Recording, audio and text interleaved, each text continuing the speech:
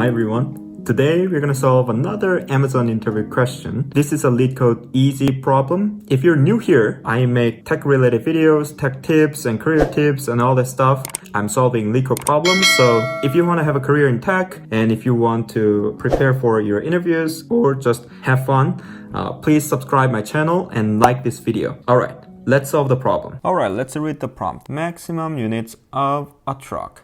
On a truck. So what does this mean? You have some amount of boxes onto one truck. You have one truck. You were given a 2D array, box types, and box types, each box types, the element of box types has an array, okay? And then this array has two elements. One is the number of boxes, and the other one is number of units per box. And you have this truck size, which is the maximum number of boxes that can be put on the truck. So this is the maximum truck size.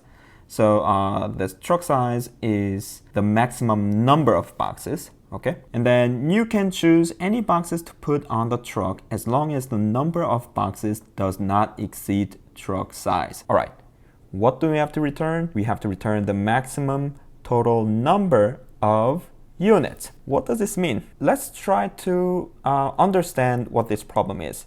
You have box types. Let's try to visualize this problem. So for example, let's say that you have this input. Let's say that you have this input. So this is box types. You have box types, and then you have truck size. So let's try to visualize this. So what is going on here, right? Let's say you have some sort of warehouse, all right? And then you have 3 baskets, okay? Okay, so this basket is each array in the box types, okay? So you have one box, okay? In first basket, you have this one box, okay? And then this one box, unit of this box is 3. In the second basket, you have 2 boxes, and the unit of them is R2. And then you have 3 boxes here, and the unit of them are 1, right? And then what do we have to return? We have to return the maximum total number of units. So we want to grab each of these boxes. So the sum of the boxes, sum of the units have to be the maximum. At the end, we're going to grab this box, and then this box, and then this box, right? That's a total 1, 2, 3, 4 boxes. And then it has the maximum number of units that way. So, so let's try to think about another example, a little more complicated example. So let's say we have this input array, and then let's say the size, truck size, is 10. How do we grab all of these boxes so that the maximum of unit is maximum? How do we do this?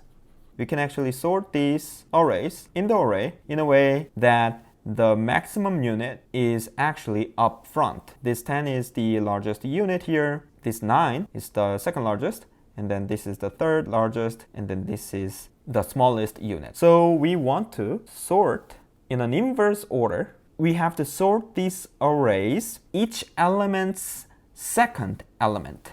And then it has to be inverse order. So this array is going to become 5, 10, 3, 9, 4, 7, 4, 7, and 2, 5.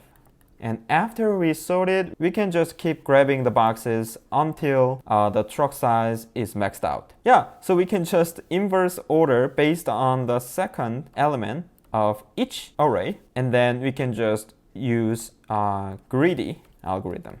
So this is greedy algorithm. We don't really need to use any fancy dynamic programming in order to solve this. I think this is kind of similar to a common knapsack problem, except that there's no other limitation of this truck size. So for example, like if there's a truck size, then maybe like each box has the weight, and then you have like a limited weight on the truck so that you have to like kind of try out every single combinations of boxes then that way you use dynamic programming. But in this case, the limit, the constraint is very simple. It's just a truck size, and then this is just a number of boxes, right? It's not like there's some sort of other value, other data associated with number of these boxes. So this is just a simple, we can just sort it and then solve the problem that way. So all right, what is the complexity? What is the complexity of this algorithm? So the time complexity is just going to be big O of n log n. So this is how sorting takes. And then what is space complexity? Big O of 1. We are not going to use extra space for this problem. So yeah, this is it, just sorting. Solve this problem with Python 3. What do we want to do now?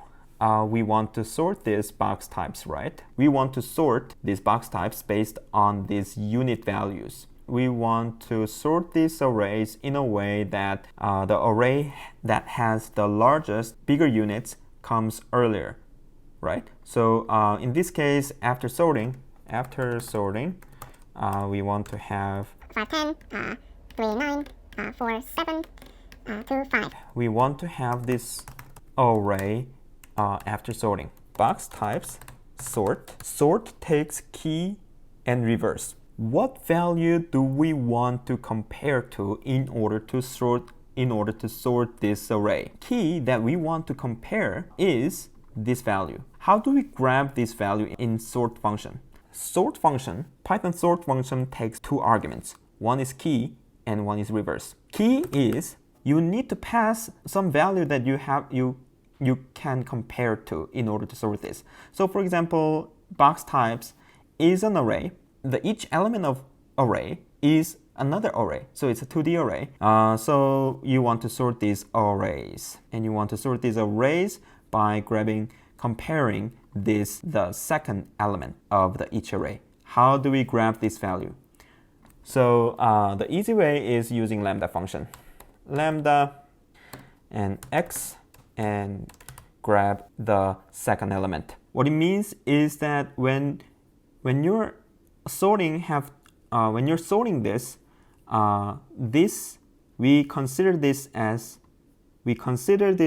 x, each element as x, and then from that x we want to grab the unit. So in this context, it's unit.